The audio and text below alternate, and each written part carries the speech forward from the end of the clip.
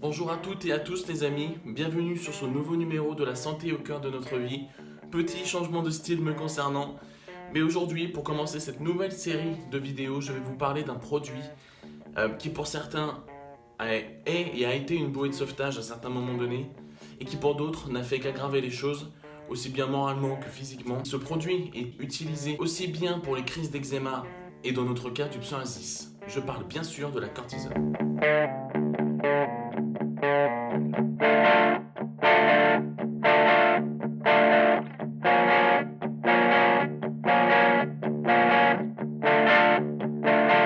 La cortisone est un anti-inflammatoire. Personnellement, je n'ai utilisé que la crème. Une crème qui, je trouve, est vite proposée par les médecins. D'ailleurs, c'est la première chose qu'on m'a conseillé, qu'on m'a prescrit dès que j'ai eu mes premières poussées. Alors, pensant que c'était une solution miracle, j'avais vite le réflexe. Dès que j'avais une poussée, hop, ma dose de cortisone, je ne cherchais pas à aller plus loin. Quand j'ai réalisé que ça ne suffirait pas, je suis allé voir d'autres dermatos. Car la cortisone ne soigne pas. Pour être honnête, ça remonte il y a à peu près 10 ans, je ne me souviens pas, je n'ai plus les ordonnances et je ne me souviens pas des molécules que j'ai pu utiliser à l'époque. Je pourrais pas vous les citer, mais sachez que j'ai utilisé beaucoup de crème sur le visage, sur le corps, et malheureusement, ça n'a pas eu l'effet escompté. Comme vous le savez, aujourd'hui en 2018, j'ai encore des marques de cette maladie. Et pour être vraiment transparent, je croyais que les médicaments et ce que les médecins, que ce soit les dermatos ou même les généralistes m'avaient prescrit, les médicaments passeraient et ça marcherait. Je n'ai pas fait de recherche personnelle, je ne me suis pas du tout remis en question. J'ai vraiment fait une confiance entre guillemets aveugle. Le fait de ne pas faire de recherche personnelle, je pense que ça a été ça le problème, en tout cas à l'époque. Après avoir compris justement que peut-être que ça venait pas de moi, mais que j'avais quand même une forte responsabilité là-dessus, je fais des parenthèses, mais sachez que c'est vraiment très regroupé. Après un certain ras-le-bol, j'ai quand même décidé de chercher des solutions par moi-même. Bien avant de travailler dans le bio et encore plus quand j'ai commencé à travailler dans les magasins bio.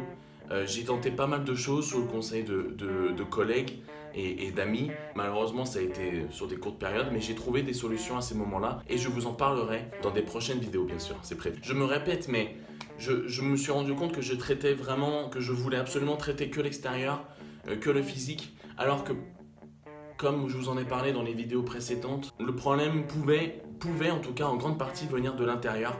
Par rapport à mon alimentation, en fait par rapport à mon hygiène de vie totale, je me suis pas du tout remis en question à l'époque. Dès que j'ai commencé à réaliser que ça pouvait venir de là, bien sûr je m'en suis occupé, mais je voulais vraiment, c'est vraiment que moi, mais le ras-le-bol médical était vraiment présent, je voulais plus du tout en entendre parler. J'ai utilisé la cortisone en gros, à peu près, approximativement. J'en ai utilisé 7 ans, avec une pause de 3 ans au milieu où justement j'ai essayé beaucoup de choses. Aujourd'hui, en 2018, j'en utilise encore. Très peu. Vraiment très peu. Quand j'en ai vraiment besoin pour des entretiens ou pour ce genre de choses. Mais autrement,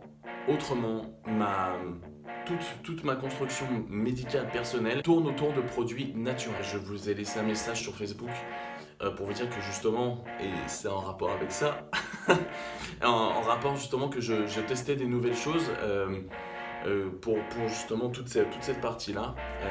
Donc je vous ferai une vidéo là-dessus. Il y aura le mois d'avant avec le mois d'aujourd'hui. Je voulais vraiment faire une vidéo sur la cortisone, mais si j'avais fait plus attention à moi à l'époque, si je m'étais un peu plus écouté, et ben peut-être que j'en aurais moins utilisé, j'aurais eu peut-être moins de soucis par rapport à ça, parce que les effets secondaires, il y en a plein. J'en ai été dépendant, je pensais vraiment que c'était une solution, je pensais vraiment que ça réglerait mes problèmes à tout jamais, que je pourrais être et avoir une vie à peu près normale. Cette crème masque, ensevelie, cache les problèmes, mais ne soigne rien. Ne croyez pas que je me plains, ce n'est que mon avis, mais c'est mon premier vrai coup de gueule, et mon premier vrai coup de gueule est sur ce médicament. Je ne fais pas une propagande anti-médecin.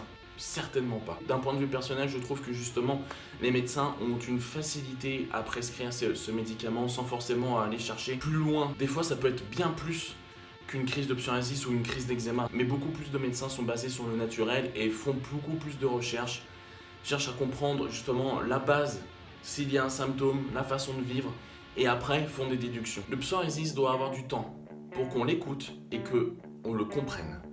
Et voilà, c'est la fin de cet épisode de la santé au cœur de notre vie. La semaine prochaine, nous parlerons et nous revenons sur la génétique avec un chapitre que Daniel voulait vraiment aborder qui s'appelle l'épigénétique. Voilà, ça va être aussi un nouveau sujet pour moi, mais c'est très très chouette, c'est très intéressant, donc je vous en parle la semaine prochaine. D'ici là, sentez-vous vivants, à la semaine prochaine.